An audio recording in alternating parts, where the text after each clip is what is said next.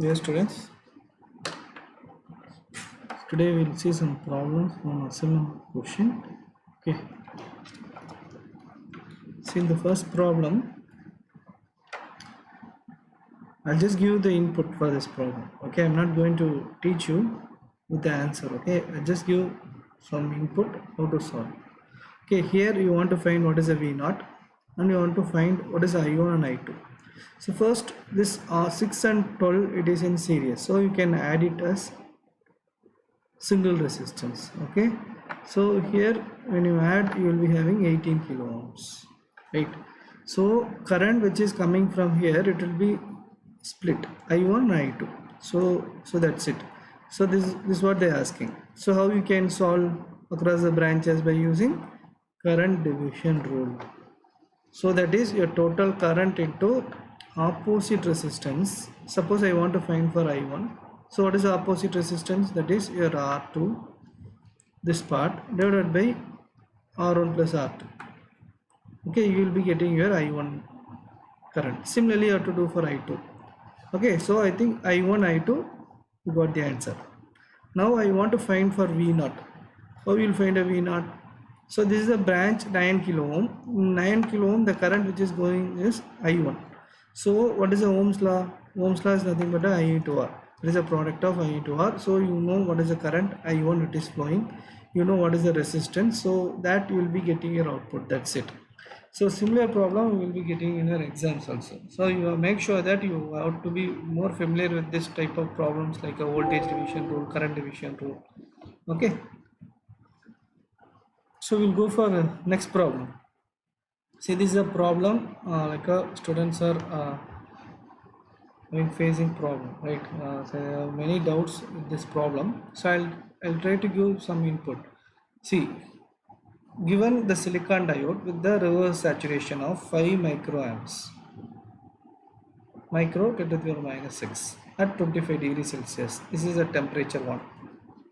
At temperature 2, you have temperature 2, you have 100 microamps. So you can consider this is as case 1, this is a case 2. That is, it can be old, it can be new. Right, case 1 and case 2, I have kept like a 2 point. I want to find surface leakage current also. Okay, see now thing is the reverse current will be sum of your saturation current plus your surface leakage current. This is very important to understand. I said during lecture itself, the reverse saturation current will change predominantly based on the temperature. The temperature have the dependent parameter with your minority charge carriers. When temperature is changing, the minority charge carrier also will change.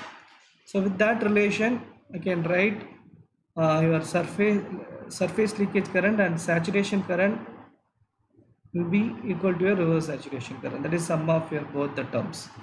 See, now we will go for this problem. First we will consider for the case 1, that is at 5 microamps. So that is I am writing like a case 1, that is a volt, I am taking as a volt. So that is a your saturation current plus your surface leakage current. So that I have rewritten the equation 2. Same or just replaced the terms. That is ISL equal to 5 minus IS volt. So just that is I kept as a equation 3.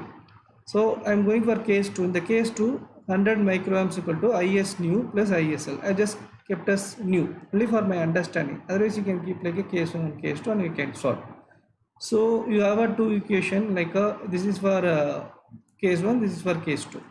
So I want to find for like a new current, that is a saturation current, because you have a 2 different temperature, right?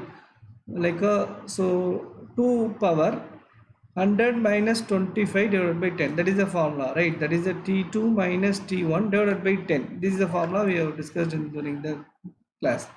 So we can use this formula here. So 100 minus 25 divided by 10 into IS volt, that is a saturation current of at the volt. So that you have to product. Okay, so then only you will be getting a new current. Okay, so I am substituting the equation 3 and 5 in 4. Okay, so I am going to substitute equation 3 and 5 in 4.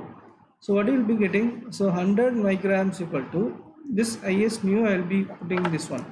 So 2 power 100 minus 25 divided by 10 into is volt. Okay, plus the surface leakage current. So what is the surface leakage current? You have find it in the equation 3. Just substitute it here. Plug in here. 5 minus is volt. So just rearrange the equation. 5 you take to the left side. So 95. These are common terms.